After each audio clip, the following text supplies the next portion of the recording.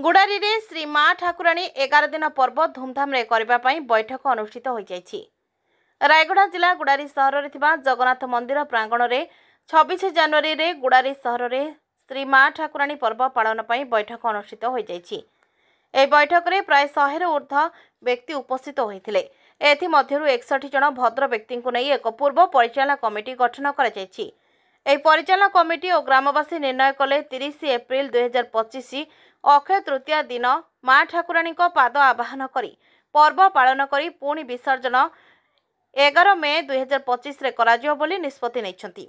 एही कमिटीर परिचालना 2 जन सभापति विष्णु प्रसाद जो ओजरापु हरिकृष्णा संपादक भावे 3 जन को सेशनपुरी जगदीश बाबू सत्य बड़कुमार मालवारपुर प्रसाद राउ कोषाध्यक्ष भावे 4 जन को कोरड़ा रामकृष्णा केंगवान प्रसाद राउ नकुल गौड़ तांगुड़ सूरीबाबू और परामर्शदाता भावे 8 जन को गंगाधर चलान रवींद्र दास गणपति प्रसाद पाठी गोपीनाथ गौड़ प्रश्न पुजारी राम प्रसाद रथ सत्यप्रिय महापात्र सुधाकर नंद रूपे कमिटी निर्णय करा जायछि।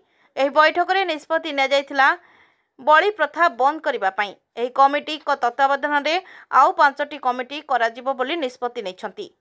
यात्रा प्रस्तुति कमिटी, सहर सफाई कमिटी, यात्रा परिचालना कमिटी, खाद्यपेय कमिटी, पांठी आय और व्यय कमिटी गठन करा जायछि। एही पर्व गत 8 वर्ष आगु हेबा पर्व ठारू धूमधाम रे करिबा पई निष्पत्ति निया जायछि। रायगढ़ जिला गुड़ारी कोरड़ा श्रीनिवास को रिपोर्ट, फोटो न्यूज।